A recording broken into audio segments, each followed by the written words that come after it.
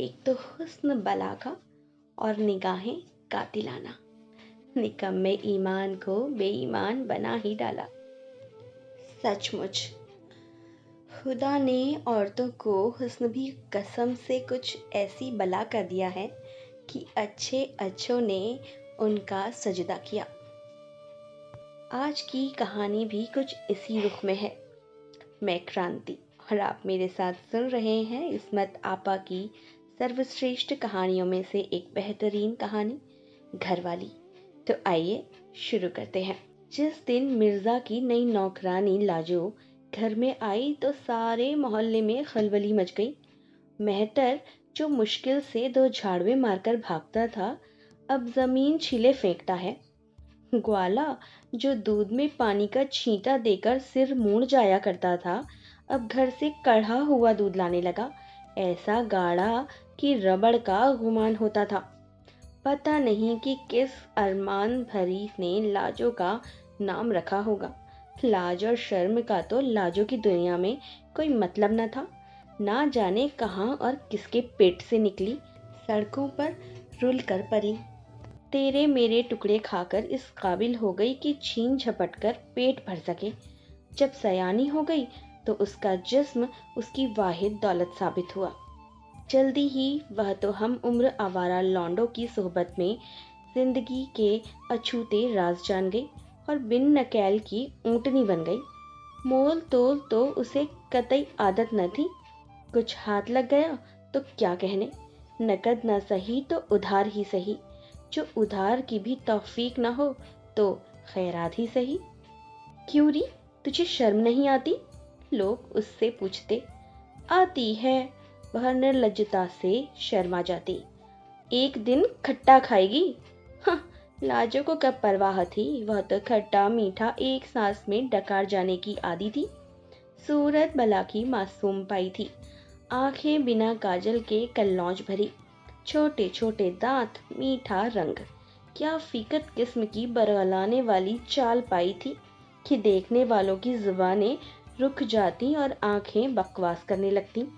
मिर्जा कुमारे थे, हाथ से रोटियां थोपते थोपते अत्तू हो गए थे। बस छोटी सी बिसात खाने की एक दुकान थी जिसे वह जनरल स्टोर कहते थे। घर जाकर शादी कराने की फुर्सत ही नहीं मिलती थी। कभी व्यापार ऐसा मंदा कि दिवाला निकलने की नौबत आ जाती, कभी ऐसी टूटकर बिक्री होती कि सिर उठाने की मोहलत ना होती। सिर पर सेहरा बंधवाने की बात तो कहाँ, बख्शी को लाजो एक बस स्टॉप पर मिली थी। बीवी पूरे दिनों से थी, नौकरानी की जरूरत थी। जब बच्चा हो गया तो उसे मार कर निकाल दिया। लाजो तो पिटने और निकालने की आदी थी, मगर बख्शी को कुछ उसकी लत सी पड़ गई थी। अब उसे समुंदर पार बड़े मार्के की नौकरी मिल गई थी, इसलिए उसने सोचा कि लाओ भाई उसे मिर्जा के यहाँ डालाएं।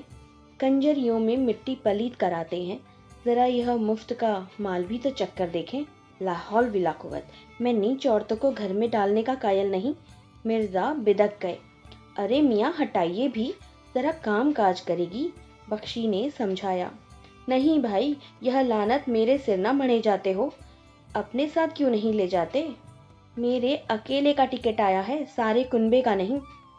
इतने में लाजो बावर्ची खाने पर धावा बोल चुकी थी, लहंगे को लंगोट की तरह कसे हुए, लंबा बांस जिसके सिर पर झाड़ू बंधी थी लिए सारे घर में घूमती फिर रही थी।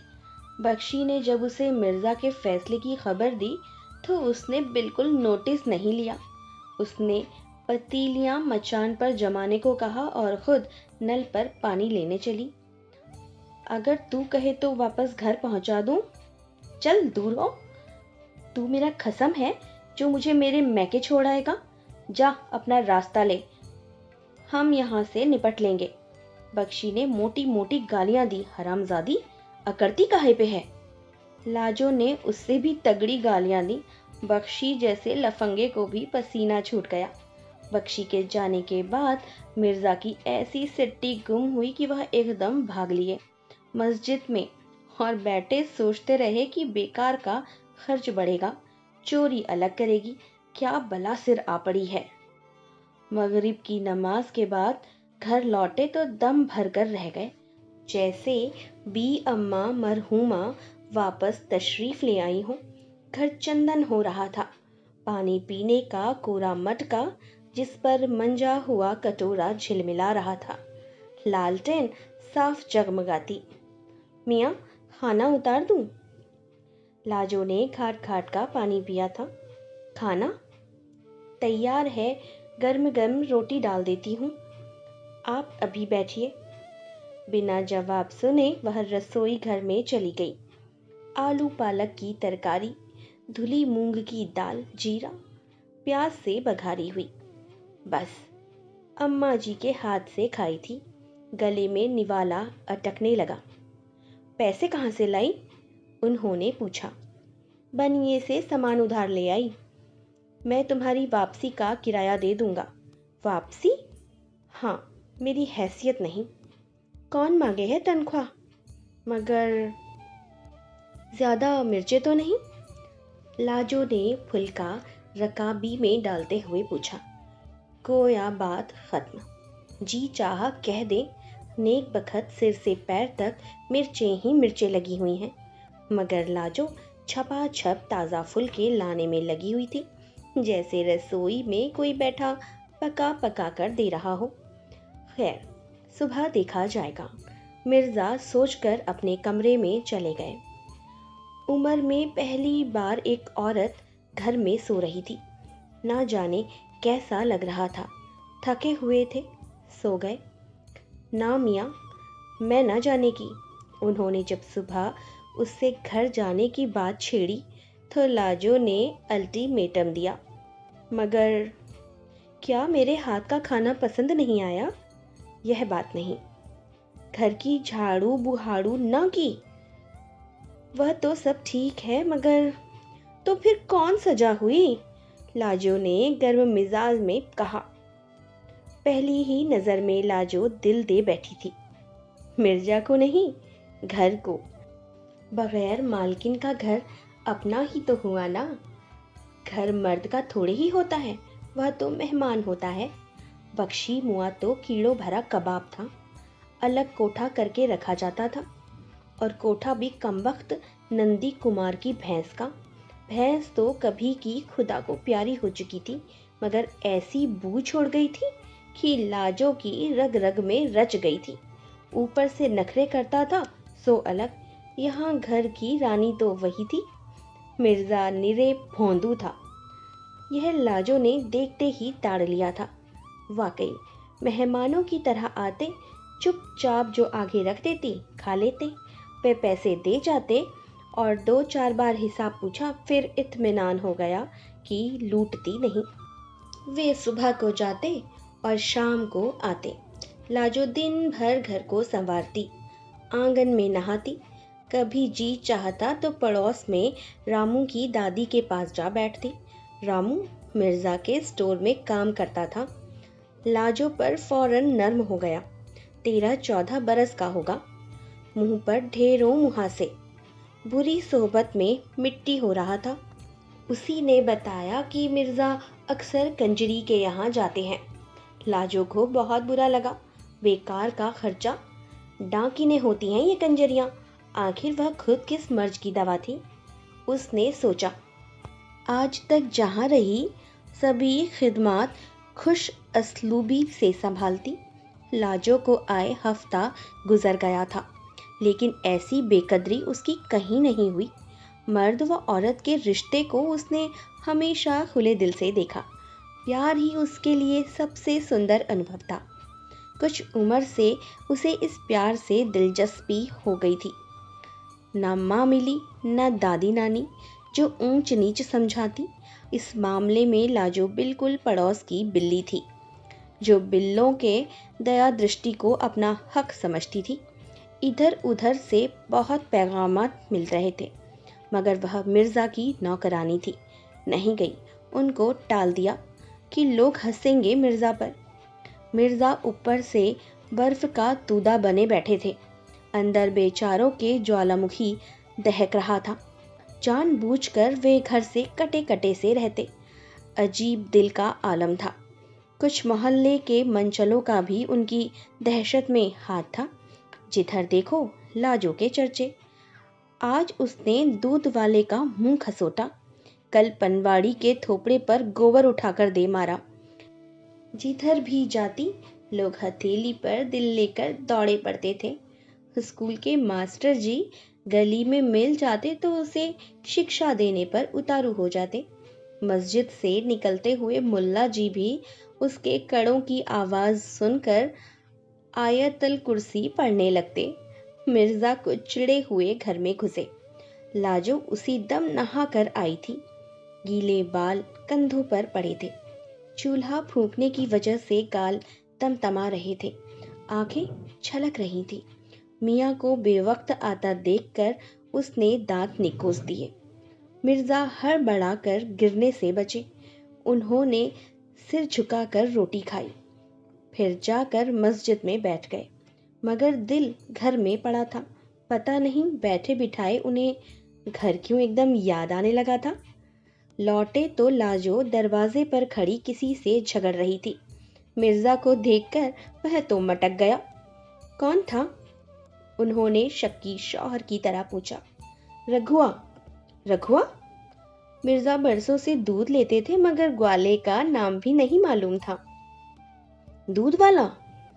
हुक्का ताजा करूं मियाँ? लाजो ने बात टाली। नहीं, क्या कहता था? पूछता था कितना दूध लाऊं? फिर तुमने क्या कहा? मैंने कहा तेरी अर्थी उठे, जितना रोज लाता है।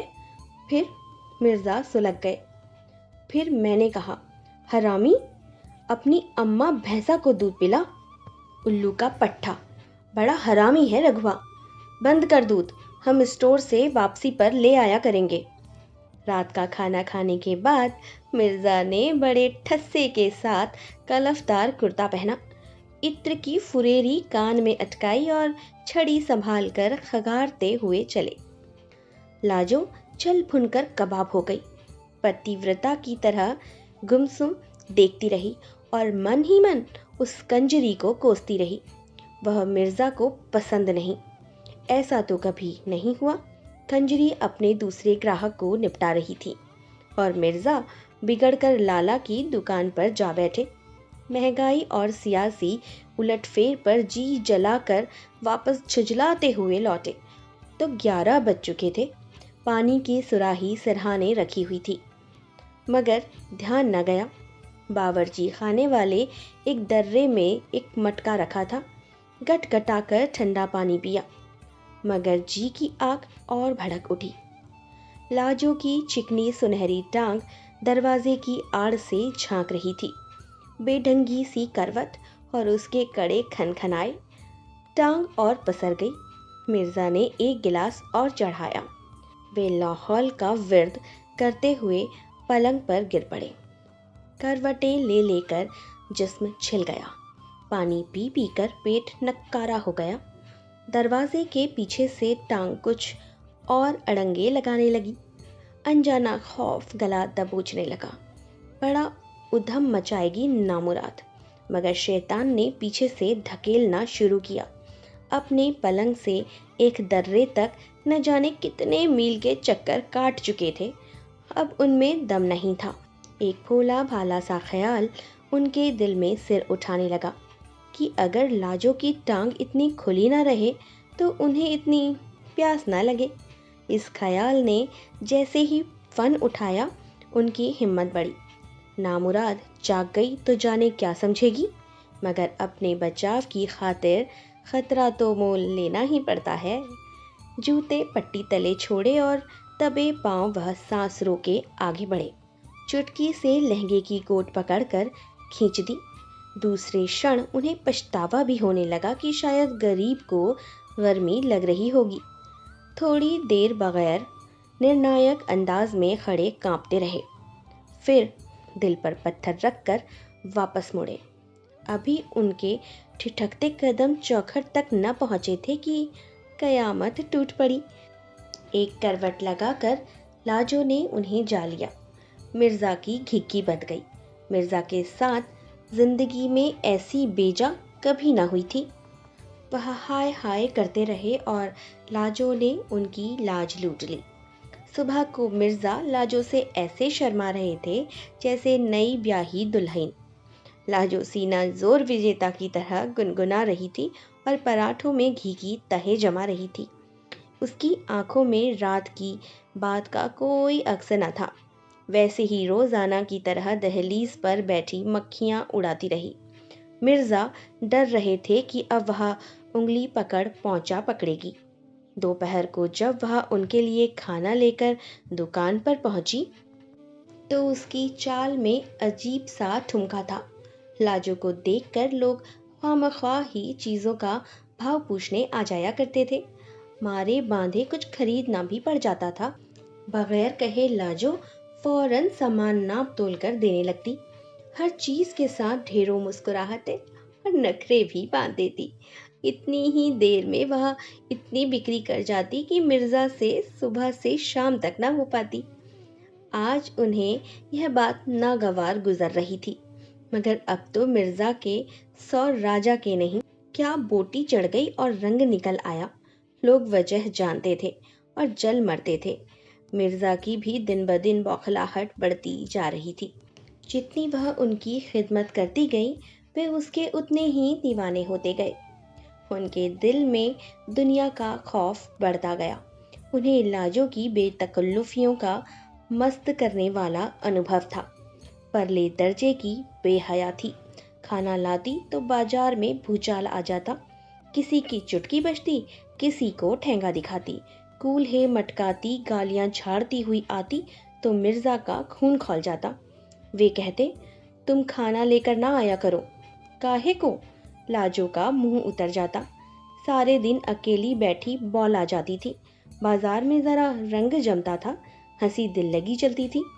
जब कभी वह खाना लेकर ना आती तो मिर्जा के दिल में तरह तरह के शुभे उठने लगते। ना जाने क्या गुल खिला रही होगी। वे सोचते। मिर्जा वक्त बेवक्त जासूसी करने आ धमकते। वह फौरन उनकी थकान उतारने पर आमादा हो जाती। ऐसी फकैत लौंडिया से खौफ ना आएगा। एक दिन जो यों एकदम घर जा पहुंचे तो लाजो रद्दी वाले को बेनुक्त सुना रही थी और रद्दी वाला दांतनिकों से शरबत के से घूंट कुटक रहा था। मिर्जा को देखा तो भागा। मिर्जा ने उसी दम लपक कर गर्दन नापी और कस कस के 2 झापड़ लगाए।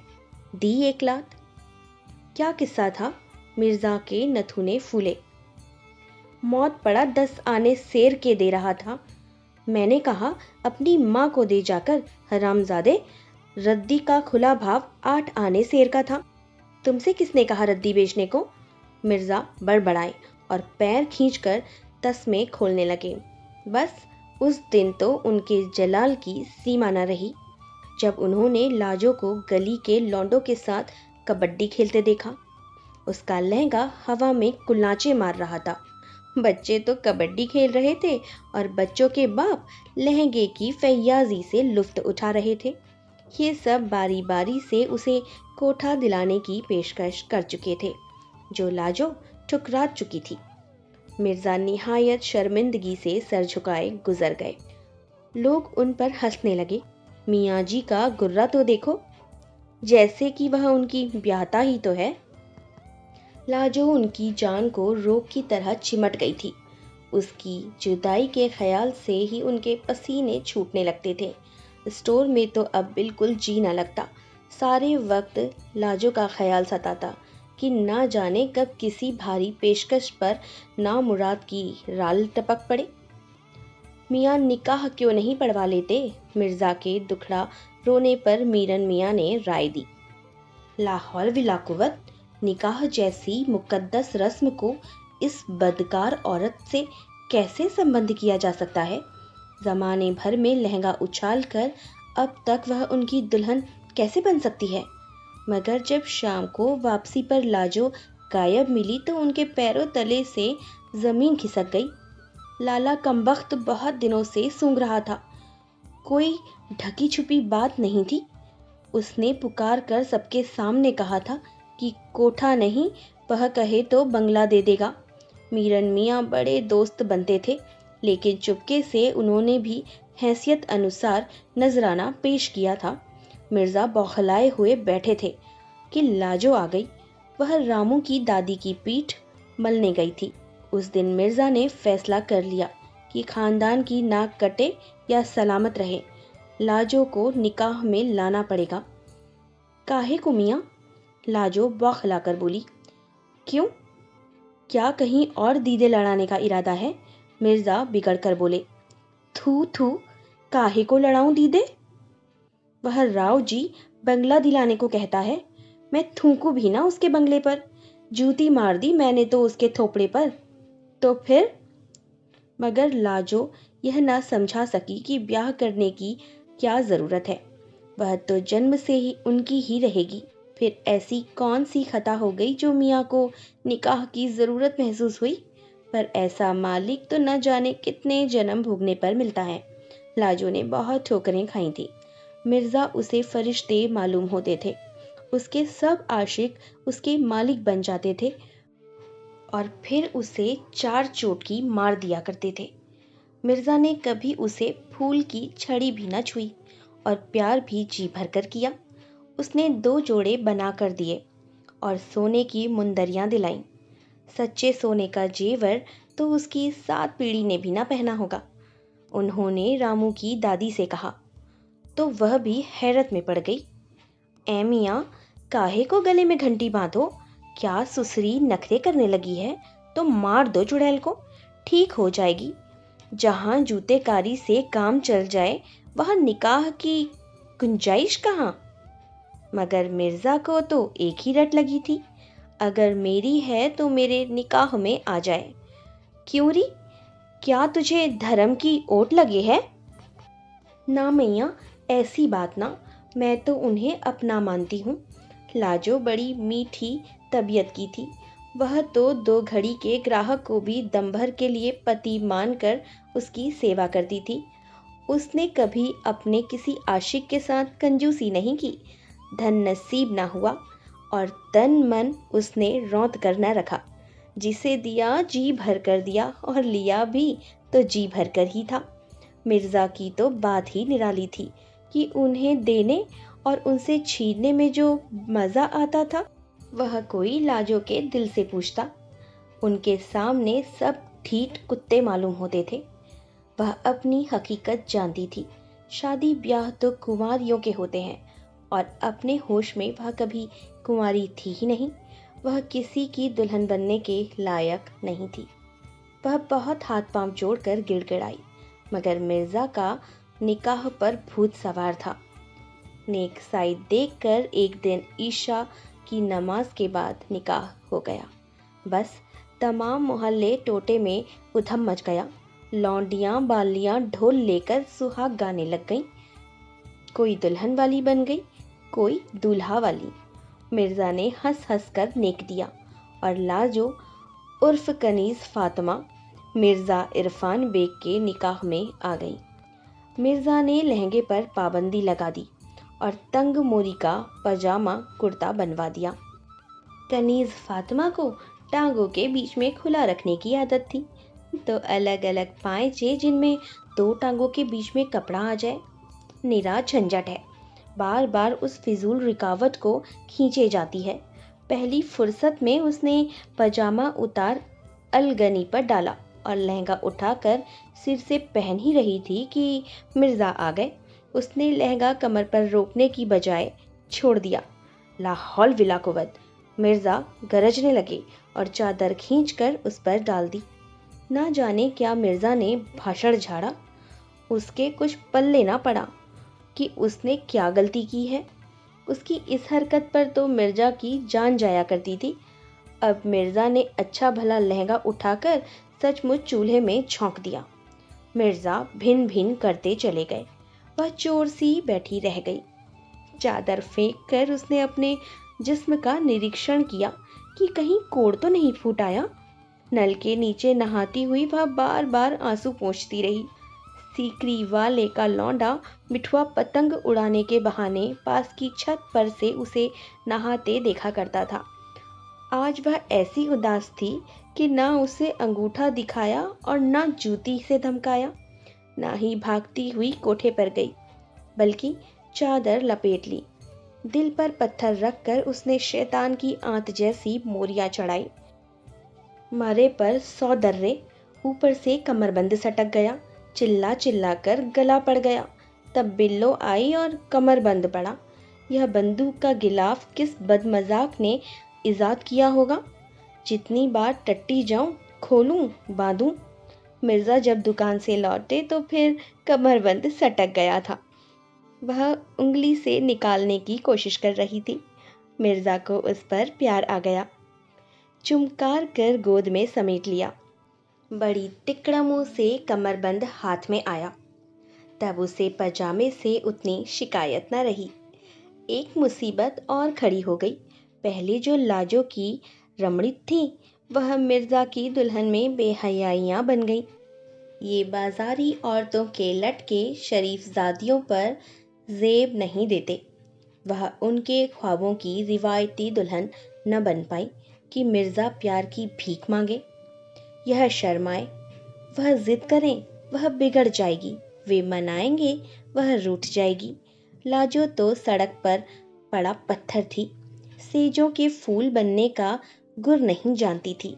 डांट डांट कर मिर्जा ने लगामें लगाई। आखिरकार बंदरिया को सुधार ही लिया। मिर्जा अब निहायत ही संतुष्ट थे। उन्होंने लाजो को शरीफजादी बनाकर ही छोड़ा। यह और बात है कि अब उन्हें घर भागने की ज्यादा जल्दी नहीं। आम शौहरों की तरह यार दोस्तों में भी उठ बैठ लेते कि लोग जोरू का गुलाम ना कहें। माशूक के नाज उठाना और बात है, मगर बीवी की जूतियां मर्द बर्दाश्त नहीं कर सकता। अपनी गैर हाजिरियों की तलाफी करने के लिए उन्होंने एक नौकरानी रखने की तजवीब पेश की, मगर लाजो की आंखों में खून उतर आया। वह जानती थी कि मियाँ कंजरी के पास जाने लगे हैं। सारे मोहल्ले के मियाँ लोग जाते थे, मगर घर में वह किसी को अमल दखल बर्दाश्त नहीं कर सकती थी। कोई उसके झमझमाते बर्तनों को हाथ लगाए, उसकी रसोई में कदम रखे तो उसकी टांगे चीर कर फेंक देगी। वह मिर्जा में साझा बर्दाश्त कर सकती थी, मगर घर की वही अकेली मालकिन थी। फिर मिर्जा जी जैसे लाजो को घर में रखकर भूल गए। हफ्तों हाँ से आगे बात ही ना होती थी। जब तक वह दाश्ता थी, सब आंखें सेकते थे। जब किसी शरीफ के घर बैठ गई तो मोहल्ले टोले के उसूलों के तहत माँ, बहन और बेटी हो गई। कोई भूल कर भी टाट के पर्दे के पीछे से निगाह डालने की जहमत न करता, सिवा मिठुआ सिरकी वाले के लौंडे के। वह अब भी वफार निभा रहा था और कोठे पर पतंग उड़ाता। जब मिर्जा चले जाते तो लाजो काम काज से फारिग होकर नल के नीचे नहाने बैठती।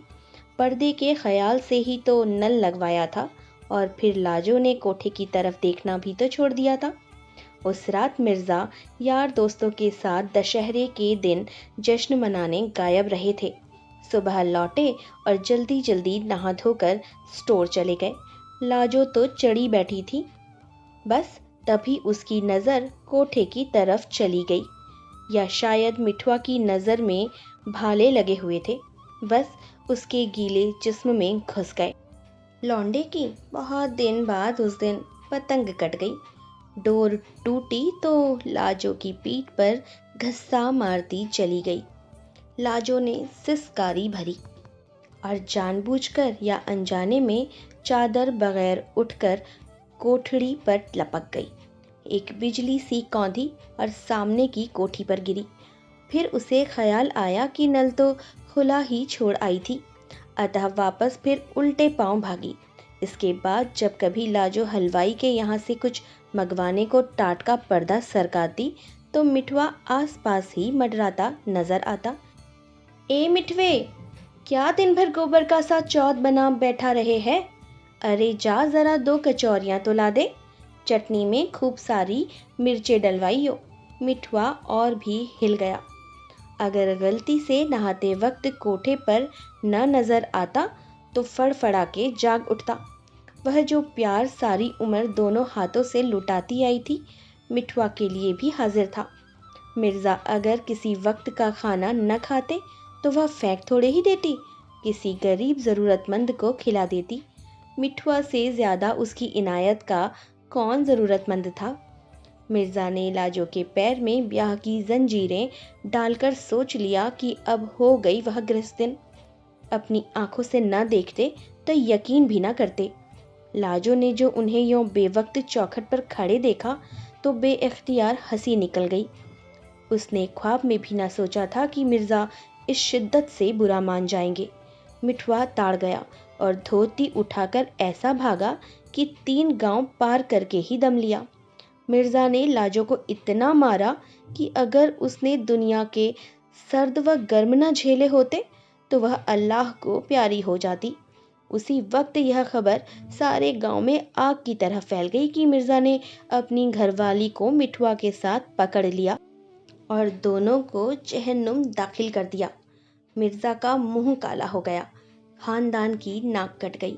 लोगों के झुंड तमाशा देखने जमा हो गए, मगर यह देखकर उन्हें सख्त नाउम्मीदी हुई कि मिठुआ टेढ़ी हो गया और घरवाली टूट फूट गई। मगर जी जाएगी, रामू की दादी उसे समेट लेगी। कोई सोचेगा इतने जूते खाने के बाद लाजो को मिर्ज़ा की सूरत से नफरत हो गई होगी। तौबा कीजिए, जूताकारी से तो असल बंधन बंधा, जो कि निकाह से भी ना बंधा था। वह तो होश में आते ही मिर्ज़ा की खैरियत पूछने लगी। उसके सभी आका देर सवेर उसके आशिक बन बैठते थे। इस इनायत के बाद तो तनख्वाह का सवाल ख़त्म हो जाता। मुफ्त की रगड़ाई, ऊपर से 4 चोट की मार। मिर्ज़ा ने आज तक उसे फूल की छड़ी न छुआई थी। दूसरे आका उसे यार दोस्तों को मंगनी दे देते थे। मिर्ज़ा ने आज तक उसे अपनी चीज़ समझा, उस पर अपना हक जाना। यह उसकी इज्जत अफजाई थी, हालांकि इस्तेमाल में नहीं थी, फिर भी उन्हें इतनी प्यारी थी। दर्द पर मिर्ज़ा की टीस हावी हो गई। सब ने उसे समझाया कि जान की अमान चाहती है तो भाग जा, मगर वह न मानी। मीरन मियाँ मिर्ज़ा जी को रोके हुए थे। बगैर नाक चोटी काट के कत्ल किए कोई चारा न था। उनकी नाक कट गई, लाजो जिंदा बच गई। अब वह दुनिया को कैसे मुंह दिखाएंगे। अम्मा, एक मालजादी की खातिर फांसी पर चढ़ जाओगे? परवाह नहीं, मियाँ तलाक दे दो साली को और छुट्टी। मीरन मियाँ ने समझाया। अरे कोई शरीफजादी होती तो और बात थी। मिर्ज़ा ने उसी वक्त तलाक दे दिया। 32 रुपये महर और उसके कपड़े लत्ते रामू की दादी के घर पहुंचवा दिए।